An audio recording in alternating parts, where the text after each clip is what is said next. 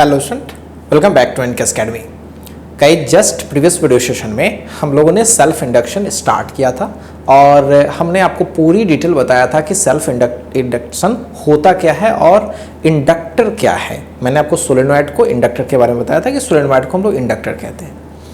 हमने उस पर बेस्ड लास्ट में कुछ सवाल भी लगाया था, कुछ अच्छे सवाल भी हमने यूज किया था और बेसिक कंसेप्ट ये था उसमें, अगर आपको पीछे वाली सेशन अच्छे से याद है तो जिस कॉइल में जिस कॉइल में करंट चेंज करती है तो करंट के चेंज करने से बी का चेंज होना और बी के चेंज होने से उसी जगह पर फ्लक्स का चेंज होना और फ्लक्स के चेंज होने से एक नई ईएमएफ का जनरेट हो जाना।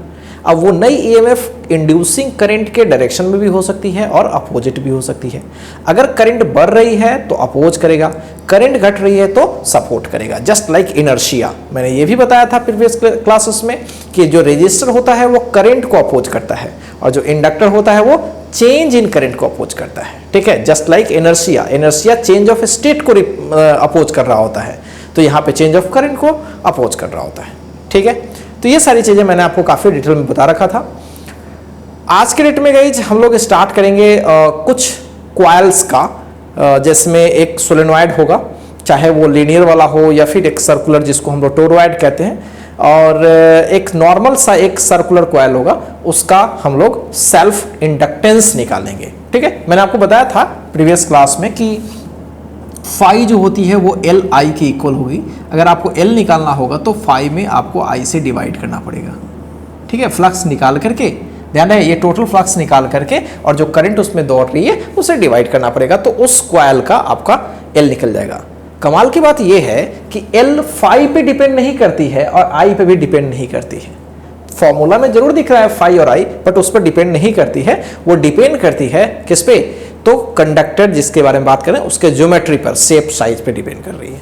तो इस बात को भी कहीं लिख लीजिएगा, ये इंपॉर्टेंट चीज है, कहीं कहीं पूछा जाता है आपसे। एल जो होती है किस पे डिपेंड नहीं करती है? Does not depend on phi and I. ये चीजें आपको बाद में दिख जाएंगी। ठीक है, अब कोई बोलेगा कि ऐसा क्यों नहीं होती है, फाई ज्यादा हो जाने से सर एल ज्यादा नहीं हो जाएगी क्या? मन में ऐसे बातें आती है जनरली, सर फाई ज्यादा हो जाने से क्या एल ज्यादा नहीं हो जाएगी? नो गाइस, ऐसा नहीं है। फाई तभी ज्यादा होगी ना जब आई ज्यादा होगी। तो अभी सोचो कि फाई अगर दोगुना हुई है तो इसका मतलब आई भी दोगुना हो गई होगी। सोच के देखो, तो फाई के चेंज होने से डर नहीं है कि आई स्थिर रहेगा, आई भी बढ़ेगा अकॉर्डिंगली। मतलब अगर आई दोगुना हो गया है तो फाई भी दोगुना हो जाएगा। सो ये बहुत एक क्लियर कंसेप्ट है कि फाई और आई एक दूसरे के साथ एसोसिएटेड है। सो फाई पर भी डिपेंड नहीं करती और आई पर भी डिपेंड नहीं करती। तो एल डिपेंड किस पे करती है? तो L depends upon the shape and size of coil. चलिए बात करते हैं, आज वही डिस्कस करने वाले हम लोग। तो अभी हम लोग डिस्कस करेंगे भाई कि अलग अलग कॉइल्स की एल कैसे होती है, क्या होती है एक्चुअली। तो सबसे पहले हम लोग एक सर्कुलर कॉइल के बारे में बात करेंगे और ध्यान इस बात का रखेंगे कि जो कॉइल्स हम लोग ले रहे हैं बहुत ही स्मॉल साइज का ले रहे हैं। ठीक है, अब क्यों स्मॉल साइज का ले रहे हैं ये भी मैं आपको क्लियर करके बताता हूं। देखिए, तो हेडिंग लगाते हैं फ्रेश टू फाइंड या टू कैलकुलेट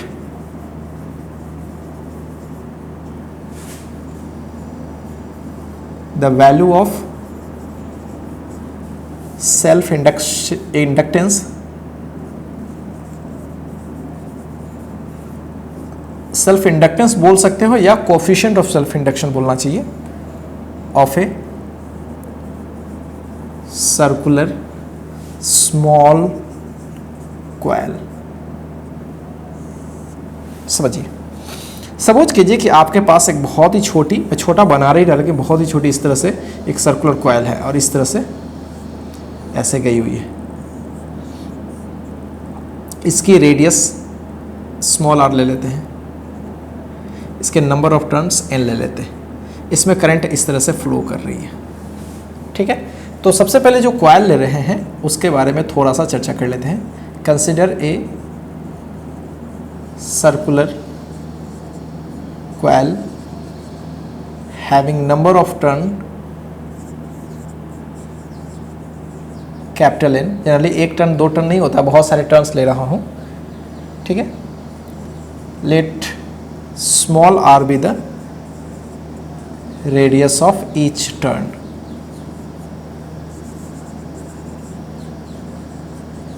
हर टर्न की जो रेडियस है स्मॉल आर ले रहे हैं। ठीक, ध्यान से मेरी बात समझे, हमें एल निकालना है तो एल का वैल्यू होता है फाई बाई आई, यानी आपको फाई निकालना पड़ेगा आई वेरी करवा के। तो मान लीजिए इसमें आई किसी समय में जो वेरी कर रही है वो आई है उस इंस्टेंट पे, तो फाई निकालना पड़ेगा, और फाई निकालने के लिए बी इंटू एरिया चाहिए होगा। अब मेरी बात अच्छे से समझिए, मैग्नेटिक फील्ड इंटू एरिया। अब क्या मैग्नेटिक फील्ड इस सारे जगह यूनिफॉर्म है, कांस्टेंट है? सोच के देखिए, अगर हमारे पास कोई इस तरह का कॉइल है तो मैग्नेटिक फील्ड आप सेंटर पे निकालना चाहते हो या फिर एक्सिस के किसी पॉइंट पर निकालना चाहते हो, क्या कभी मैग्नेटिक फील्ड किसी भी कॉइल के सेंटर के अगल बगल में निकालना हम जानते हैं? नो, हमारे पास उसका कोई फॉर्मूला नहीं है। ये हमारी एक ड्रॉबैक है। तो कमाल की बात यह है कि आपका सेंटर पे मैग्नेटिक फील्ड निकलेगा तो फिर आप टोटल जहां पे ये कॉइल है, जहां पे ये सिस्टम है, वहां का फील्ड कैसे निकालिएगा? इसीलिए मैंने बोला ये जो कॉइल है बहुत स्मॉल साइज है, बहुत ही स्मॉल साइज। जब स्मॉल साइज लेंगे तो सेंटर और लगभग इसके रीजन लगभग पास है, तो सेंटर की जो मैग्नेटिक फील्ड होगी वो नियरली क्या उसके पास जो होगी वही होगी। हाँ, अगर ये बड़ा होता है तब ये बोलना संभव नहीं है, अगर बड़ा होता है तो बोलना संभव नहीं है, बिकॉज यहां की मैग्नेटिक फील्ड यहां के मैग्नेटिक फील्ड में फर्क पड़ेगा। इसलिए मैंने बोला कि कॉइल क्या है, बहुत ही स्मॉल है, ताकि मैं सेंटर के मैग्नेटिक फील्ड का जो वैल्यू है मैं इस जगह भी यूज कर लूं। मेरी बात खूब अच्छे समझिए, कॉइल स्मॉल क्यों है? बिकॉज मैग्नेटिक फील्ड का फॉर्मूला हमें सेंटर का पता है, हमें अगल बगल का पता नहीं है। तो चलिए बात करते हैं। तो मैग्नेटिक, देखिए मैग्नेटिक फील्ड, हमारा मकसद समझिए, मकसद क्या है? मकसद ये है कि फाई निकालना, फाई निकालने के लिए बी चाहिए, राइट? तो सबसे पहले काम करते हैं, इसमें करंट मान लेते हैं, किसी इंस्टेंट में जो वेरिएबल करंट है वो आई है। Let I be the variable current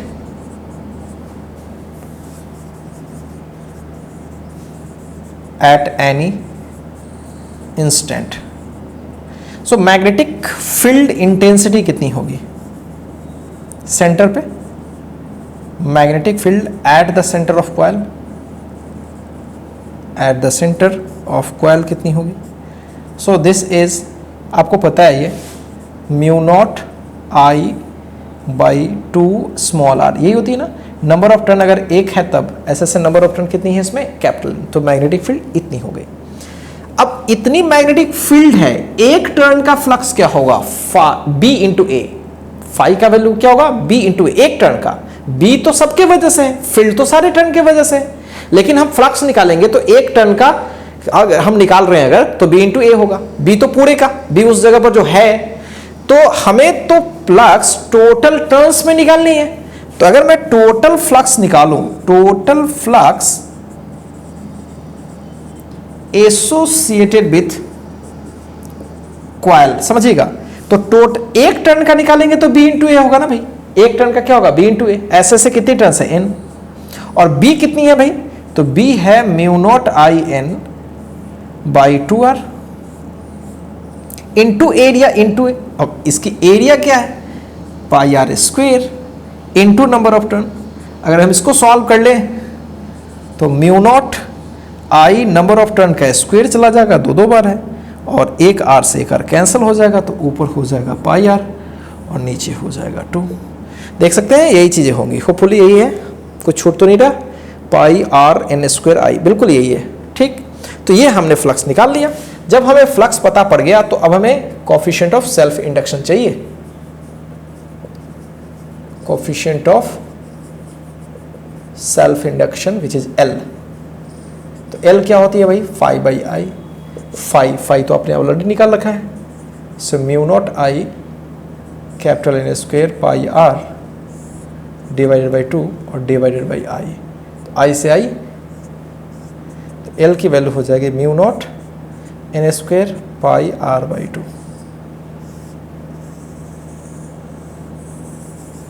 ये आंसर हो जाएगा। क्लियर है? तो कोएफिशिएंट ऑफ सेल्फ इंडक्शन देख सकते हैं, mu naught capital N square by 2 pi R हो गई। बहुत ही आसान चीज है, कोई डाउट गाइस कहीं से भी कोई शक होनी नहीं चाहिए। चलिए पहले आप इस चीज को कॉपी कीजिए। अब हम लोग क्या करेंगे? एक सोलेनोइड लेंगे, राइट, और उस सोलेनोइड का हम लोग कोएफिशिएंट ऑफ सेल्फ इंडक्शन निकालेंगे। पहले इसको कॉपी कीजिए।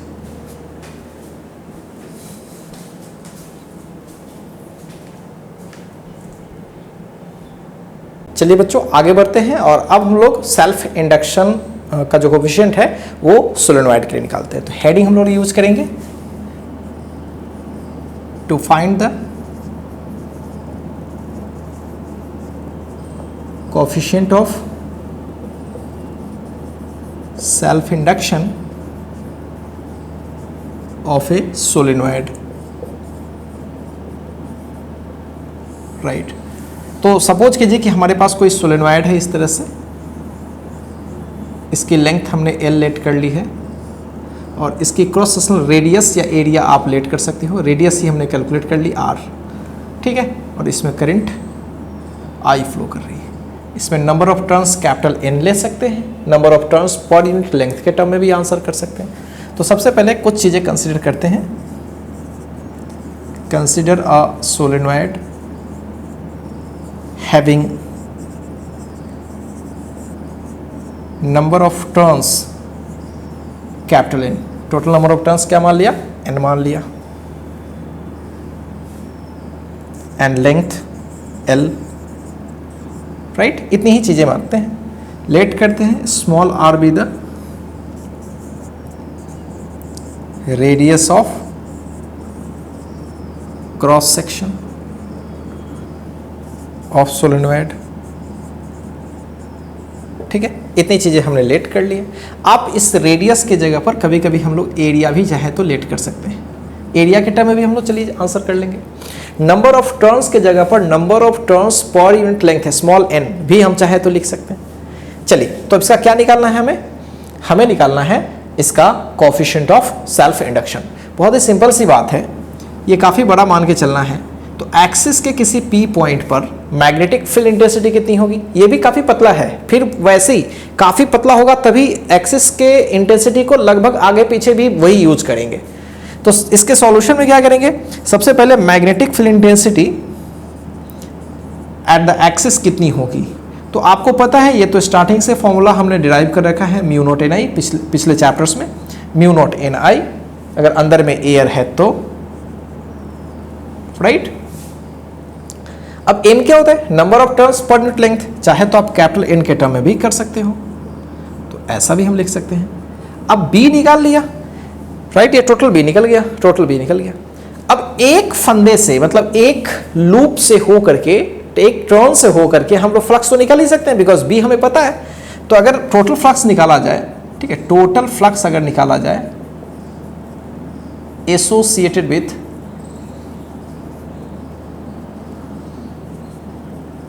सोलेनॉइड, तो सोलेनॉइड से एसोसिएटेड अगर मैं टोटल फ्लक्स निकालूं तो क्या होगा, B into A into number of turn. B तो आपने ऑलरेडी निकाल के रखा हुआ है, which is mu naught capital N I divided by L, और एरिया के जगह पर पाई R स्क्वायर यूज कर सकते हो, या सिंपल आप A को भी दोहरा सकते हो, ये आप जैसे भी करना है वैसे कर लो। और कैपिटल N तो सही है, फ्लक्स निकाल लें, बहुत ही सिंपल है गाइस, कुछ भी खास इसमें नहीं है, राइट। अब हम लोग क्या करें,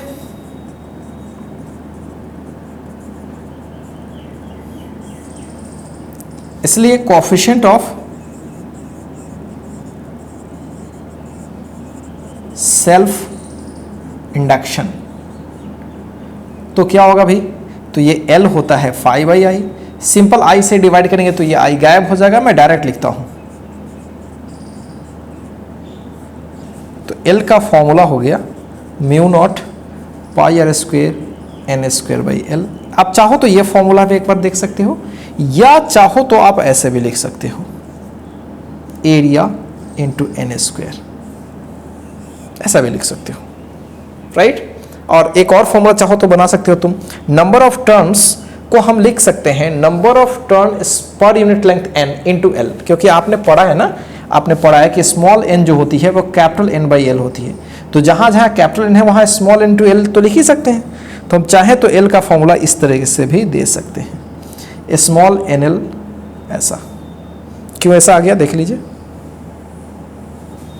मैं कम स्पेस था मेरे पास तो मैं जल्दी से लिख दिया, कैपिटल N के जगह पर मैंने स्मॉल n लिख दिया, तो small n square L square, और एक L से L स्क्वायर कैंसिल, तो एक L बच गया और इस तरह से रिजल्ट आ गया।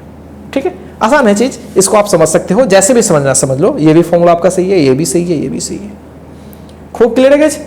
चलिए आगे बढ़ते हैं। ये तो हो गया किसका, सोलेनॉइड का। अगर हमसे, आपके बोर्ड्स वगैरह में जनरली यही सवाल सब पूछे जाते हैं, अगर आपसे कोई पूछ ले कि नहीं हमें चाहिए भाई टोरॉयड का भी, ठीक है, टोरॉयड का भी। एक बात और मैं बताना भूल गया आपको, प्रीवियस जो हमने रिजल्ट डिराइव किया उसमें भी अगर आप एल को ऑब्जर्व करते तो उसमें आई नहीं था, उसमें गायब हो गया था, कट गया था, राइट, 5 ही नहीं था उसमें। तो अगर आप यहां भी ऑब्जर्व करेंगे एल को, तो यहां पे एरिया आपको नजर आ रही होगी, नंबर ऑफ टर्न्स नजर आ रही होगी, एल नजर आ रही होगी, यानी उसकी पूरी ज्योमेट्री पे वो डिपेंड कर रहा है, शेप पे डिपेंड कर रहा है, साइज पे डिपेंड कर रहा है। ये बात मैंने पहले ही बता रखा है आपको। तो यहां भी देख सकते हो, जस्ट प्रीवियस जो रिजल्ट हमने प्रूव किया है उसमें भी उस चीज को आप देख सकते हो, करंट पे वो डिपेंड बिल्कुल ही नहीं करती है, वो ज्योमेट्री पे डिपेंड करती है। क्लियर? चलिए आइए आगे बढ़ते हैं। आगे हम लोग को करना है coefficient of self induction of a toroid. To find L, direct में लिखता हूं ऑफ टोरॉयड। ये एग्जाम में आपके बोर्ड एग्जाम्स में जनरली नहीं पूछा जाएगा, फिर भी अगर पूछता है तब भी आप कर सकते हो, लेकिन आपके सिलेबस में जनरली नहीं दिया गया है। टोरॉयड तो सब लोगों को पता है, इस तरह का सिचुएशन रहता है। काफ़ी मैं इसका पतला ले रहा हूं, काफ़ी पतला, इस तरीके से है ये टोरॉयड। और इसकी जो एवरेज रेडियस है, इस टोरॉयड की जो एवरेज रेडियस है वो मैं आर ले रहा हूं, राइट। और इसकी क्रॉस सेक्शनल जो एरिया है, क्रॉस सेक्शनल एरिया है ए ले रहा हूं, ठीक है। काफ़ी पतला है ना, तो जो सेंटर से रेडियस होगी लगभग पूरी रेडियस वही मान के चल रहा हूं मैं, आउटर और इनर में बहुत ज़्यादा फर्क नहीं है। अब इसका फ्लक्स निकालने के लिए सबसे पहले हमें क्या करना पड़ेगा, मैग्नेटिक फील्ड निकालना पड़ेगा एट द एक्सिस, ठीक है। तो वो कितनी होगी, same mu naught small N I, समझिएगा अच्छे इसमें। अच्छा, इसमें नंबर ऑफ टर्न्स को कैपिटल एन ही लेट करता हूं जस्ट पहले की तरह। तो क्या हम इसको ऐसे लिख सकते हैं, number of turns per unit पूरी लेंथ इंटू आई। और पूरी लेंथ कितना है ये जरा बताओ, पूरी लेंथ 2 पाई आर है इसकी, कितनी है 2 पाई आर। तो ये हम चाहें तो लिख सकते हैं 2 पाई आर इंटू आई। तो ये हमने बी निकाल लिया। अब हम टोटल फ्लक्स निकालेंगे, फाई टोटल निकालेंगे तो क्या होगी, बहुत ही सिंपल है, B into area into number of turn. Is it clear? B into area into number, पहले की तरह। तो बी हमारा क्या है भाई, तो mu naught capital N I by 2 pi small R, और एरिया को हमने ए ही लेट कर रहा है और एन आपको पता ही है। सो ये हो गया mu naught N square A I by 2 pi R. तो ये हमने फाई टोटल निकाल लिया। तो एल निकालने के लिए फाई में आई से डिवाइड करेंगे, आई कैंसिल हो जाएगा। बहुत ही सिंपल रिजल्ट आपको मिल गया। तो कुल मिलाकर के ये सब चीज़ें कुछ भी हार्ड नहीं है, जस्ट ही ये सवाल जो भी हम लोग बना रहे हैं ये बहुत ही इजी टाइप का है। आप कभी भी किसी भी टाइम पे आराम से सोच सकते हैं, क्योंकि फ्लक्स आपको निकालना है। फ्लक्स निकालने के लिए बी चाहिए होगा और एरिया से मल्टीप्लाई करना है, नंबर ऑफ टर्न्स है तो नंबर ऑफ टर्न्स से मल्टीप्लाई करना है, और बी आपने प्रीवियस चैप्टर में ही पढ़ लिया है। तो कुल मिलाकर के ये सवाल बहुत ही आसान हो जाता है। चलिए गाइस, आप इसको पहले कॉपी कीजिए, फिर हम लोग 1-2 सवाल करेंगे इस पे।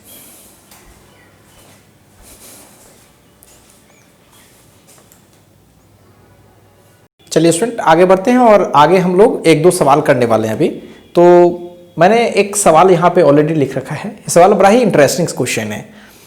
सवाल को एक बार पढ़ते हैं, फिर मैं आपको इसका सॉल्यूशन बताता हूँ। देखिए सवाल क्या है, the length of wire required to manufacture a solenoid.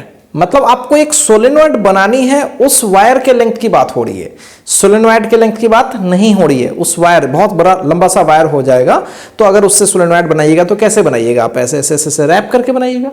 तो उस वायर के लेंथ के बारे में बात कर रहे हैं जिससे सोलेनॉइड बनानी है, और उस सोलेनॉइड की लेंथ कितनी है, एल। ध्यान रहे ये एल उस वायर की लेंथ नहीं है, उस सोलेनॉइड की लेंथ है। एंड सेल्फ इंडक्टेंस एल, जो सोलेनॉइड हम लोग बनाने वाले हैं उसकी जो सेल्फ इंडक्टेंस है वो कितनी है, वो एल लेने वाले हैं।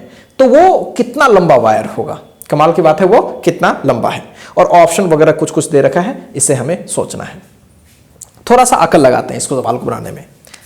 देखिए इसमें एल को इन्वॉल्व कराना है, तो सबसे पहली चीज जो हम लोग सोलेनॉइड ले रहे हैं, अच्छे से समझिएगा, हमें उसका कितना लेंथ बनाना है, कितने लेंथ का सोलेनॉइड बनाना है, एल का, राइट।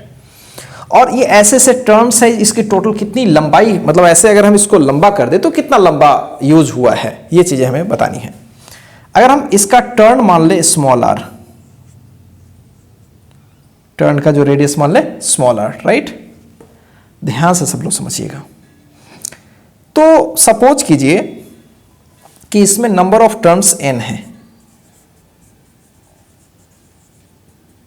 Capital N। तो पहले तो ये बताइए कि टोटल कितना लंबा ये वायर है एक्चुअल में। तो एक टर्न का, गौर से देखिए, एक टर्न का लंबाई कितना होगा 2 पाई आर। एक टर्न का लंबाई कितना होगा 2 पाई आर। ऐसे ऐसे अगर n टर्न्स है तो 2 pi are into L total लंबाई होगी, ठीक है। तो ध्यान से देखिए, total length of wire used कितना हो गया, जिसको मैं क्या लिख दूं, मैं इसको एल डैश से डिनोट कर रहा हूं, कंफ्यूजन नहीं होगा इसे। तो ये होगी 2 पाई आर इंटू एन। लेकिन प्रॉब्लम ये है कि हमारे पास इसका रेडियस भी पता नहीं है और नंबर ऑफ टर्न्स है वो भी पता नहीं है, क्योंकि हमें जो क्वेश्चन में दिया गया है वो तो सोलेनॉइड की लेंथ एल है और ये इंडक्टेंस एल है। तो हमें किसी भी तरीके से स्मॉल आर और कैपिटल एन को निकालना पड़ेगा, तभी हमारा लेंथ निकल पाएगा। तो चलिए इसको हम लोग यहीं पे फिलहाल छोड़ते हैं, आगे बढ़ते हैं और कोशिश करते हैं फाइंड आउट करने का। तो चलिए देखते हैं। तो सबसे पहली बात कि इंडक्टेंस कितनी होती है किसी भी सोलेनॉइड का, हम लोगों ने पढ़ा है इस चीज को। सोलेनॉइड की जो इंडक्टेंस है हम लोगों ने पढ़ा है mu naught N square area L, यही तो निकाला है हम लोगों ने, याद होगा आपको। तो अगर मैं इसको number of turn per unit length के टर्म में बात करूं तो ऐसा कुछ हो जाता है, ये कट जाएगा और ये एरिया क्या होता है, ये वाला एरिया होता है, ठीक है। तो हम उसको भी इसमें इंट्रोड्यूस कर लेते हैं, तो पाई आर स्क्वायर हो जाएगा, राइट। तो ये चीजें हमने ऑलरेडी पहले से भी निकाला हुआ है, तो ये हमने फिर से निकाला इसमें तो कहीं कोई शक की बात नहीं है। तो यहां पे अगर मैं n की वैल्यू निकालूं, ठीक है, और यहां पे n और r दोनों हैं, तो गौर से देखिएगा इसे, यहां पे ऐसा करते हैं l small l divided by mu naught pi equals capital N R का होल स्क्वायर डायरेक्ट। और हमारे पास यहाँ पे कैपिटल एन और आर ही तो चाहिए, तो डायरेक्ट निकाल लेते हैं। तो कैपिटल एन आर निकालेंगे तो root under capital L mu naught pi, इन चीजों को हम लोग फर्स्ट में डाल देते हैं। So from first and second जो लेंथ चाहिए हमें 2 पाई आर एन की जगह पर डायरेक्ट डाल लेते हैं। अब चूंकि ऑप्शन में सारे रूट के अंदर में, तो इसको रूट के अंदर में अगर हम ले जाते हैं तो स्क्वायर चला जाएगा, यानी 4 पाई स्क्वायर हो जाएगा, एल कैपिटल एल बाई, एक पाई से पाई कैंसिल हो जाएगा। तो इस तरह से हम देख पा रहे हैं 4 pi small L capital L by mu not. तो इस तरह से ये आपका आंसर हो जाएगा। आप देख सकते हैं इसके कोरिस्पॉन्डिंग जरूर कोई ना कोई ऑप्शन होगा and option is C. Clear है गाइस, इसमें कहीं कोई शक तो नहीं है। अब इसी टाइप का एक और सवाल मैं दूंगा, अभी फिर से सवाल पहले लिख लूंगा फिर उसका सॉल्यूशन करूंगा। उस वायर के बारे में कुछ डेंसिटी के बारे में चर्चा होगी, जिस वायर के बारे में बात करी जा रही है, फिर उसकी कुछ रेजिस्टिविटी की चर्चा होगी, ठीक है। तो उस पे बेस्ड कुछ सवाल हम लोग कोशिश करते हैं बनाने की, ठीक है। तो चलिए पहले आप इस चीज को कॉपी कीजिए। तो इसी टाइप का एक और सवाल मैं करता हूं।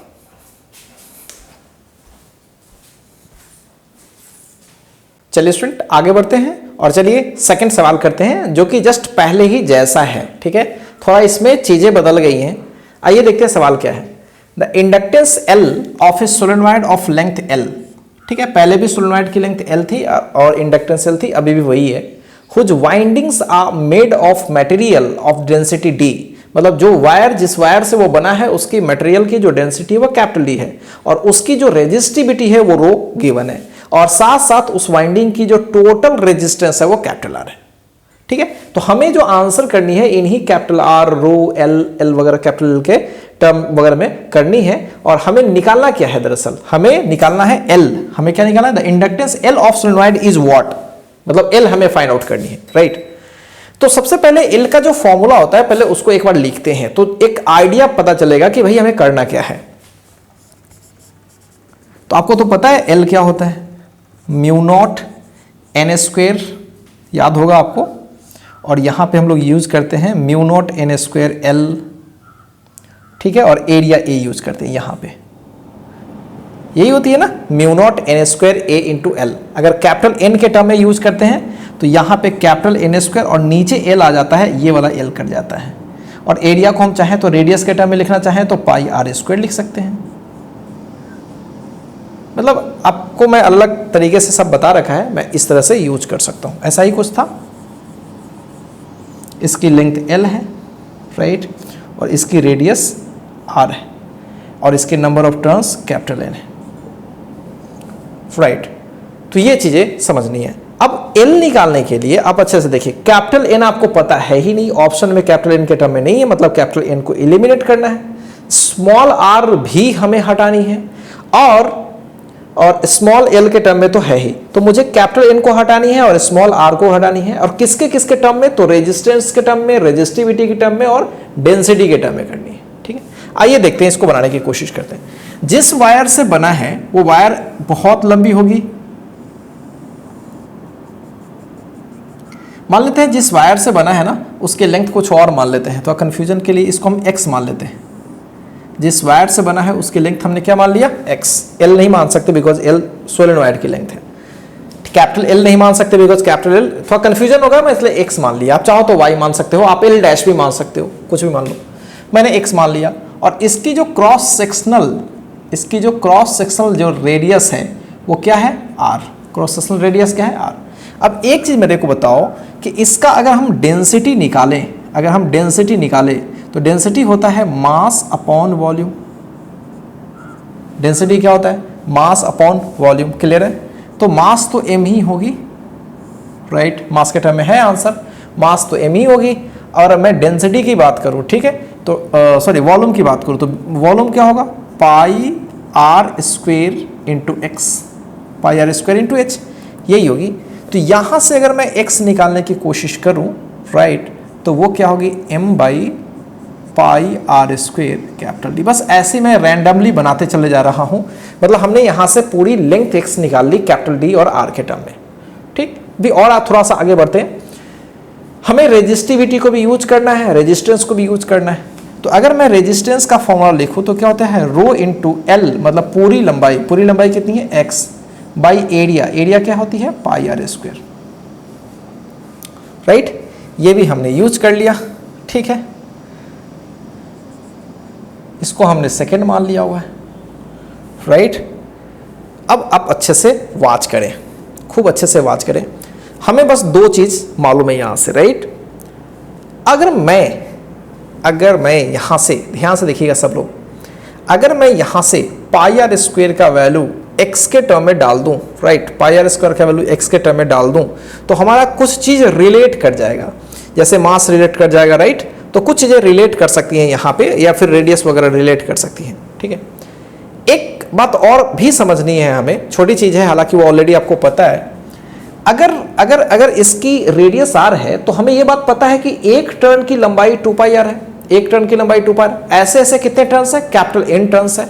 तो ध्यान से मेरी बात समझिएगा, 2 पाई r इंटू कैपिटल N पूरी लंबाई x के इक्वल होगी। क्लियर है? 2 पाई r n किसके बराबर होगी? x के इक्वल होगी। तो अगर मैं n को लिखूंगा यहां पे तो क्या आएगा? x बटे 2 पाई r आ जाएगा। क्लियर है गाइस? कुछ भी खास नहीं है इसमें, बहुत ही सिंपल चीज है।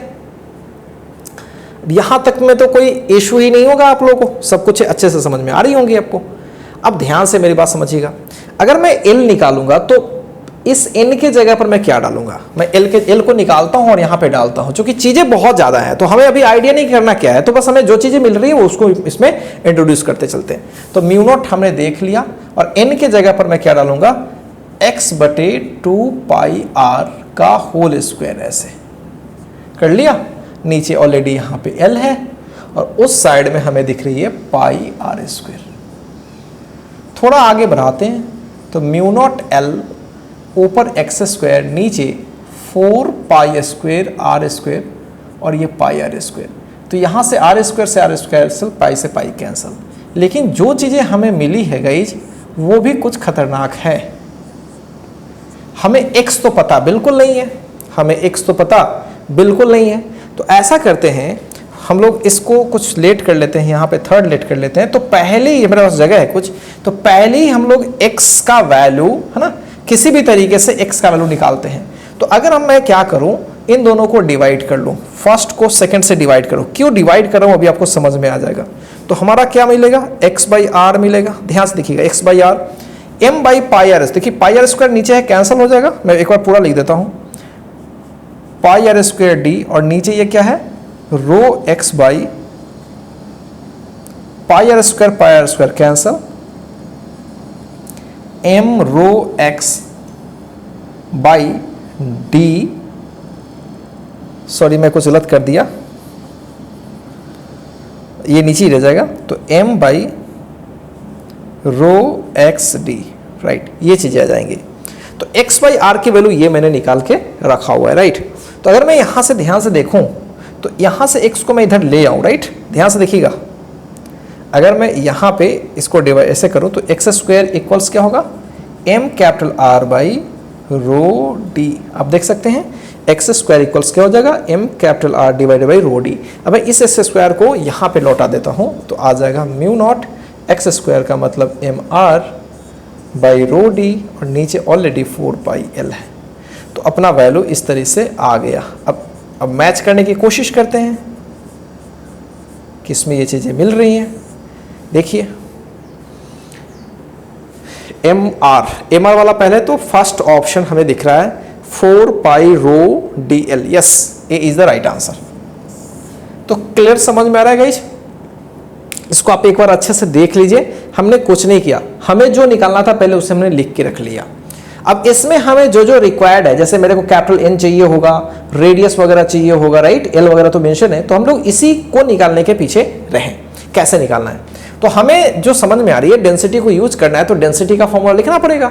डेंसिटी होती है मास अपॉन वॉल्यूम, मास इसकी m है, वॉल्यूम निकालने के लिए pi are square into H, X कर लिया। फिर मैंने यहां से x निकाल लिया, तो x क्या निकाला, m बटे pi are square into D, first equation मान लिया।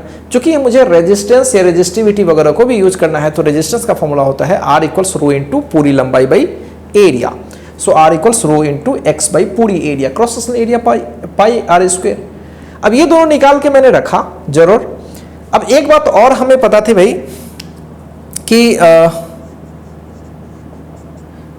नंबर ऑफ टर्न कैसे आएगा, तो एक लूप 2 पाई आर लंबाई की है, ऐसे ऐसे n लूप्स है तो टोटल कितनी लंबाई हो जाएगी, तो 2 पाई आर इंटू एन कर लेंगे तो पूरी लंबाई x पता पड़ जाएगी। तो ये हमने लिखा है 2 पाई आर इंटू एन बराबर x, जस्ट पहले भी ये यूज किया है। तो यहां से कैपिटल एन हमने निकाल लिया। जब कैपिटल एन निकाल लिया हमने, राइट, तो अभी इसको थोड़ा देर बाद में किया था, पहले कैपिटल एन निकला तो कैपिटल एन को पहले पुट कर लिया। तो जैसे ही मैंने इसमें पुट कर लिया तो हमें ऑटोमेटिक पता चलने लगा कि हमें x चाहिए होगा। अब x निकालने के पीछे रहना है, इससे तो काम कर चुके हैं, अब x इन्हीं दोनों से निकलेगा। तो हमने क्या किया, कुछ नहीं, सिंपल काम किया, इन दोनों को डिवाइड किया, क्योंकि कैपिटल स्मॉल r चाहिए नहीं, और डिवाइड करेंगे तभी गायब हो जाएगा दोनों। इसके भी नीचे पाई आर स्क्वायर है, इसके नीचे भी पाई आर स्क्वायर, मैंने डिवाइड किया तो पाई आर स्क्वायर कैंसिल हो गया, और यहां से x हमें पता चल गया, तो यहां से x स्क्वायर निकाल लिया और इस x स्क्वायर इसमें सीधे लौटा दिया और अपना ये आंसर आ गया। लेंथी थोड़ा सा है बट सवाल बहुत ज्यादा टफ नहीं है। तो क्या गाइज मेरी बातें क्लियर है? तो क्या सेल्फ इंडक्शन में ये चीजें क्लियर हो गई आपको कि कैसे मुझे किसी कॉइल का सेल्फ इंडक्शन निकालना है, सोलेनॉइड का निकालना है, या फिर टोरॉइड है तो निकालना है? ठीक है गाइज, तो अब गाइज मिलते हैं जस्ट नेक्स्ट वीडियो सेशन में, और नेक्स्ट वीडियो सेशन में हम लोग कुछ नई चीज करेंगे।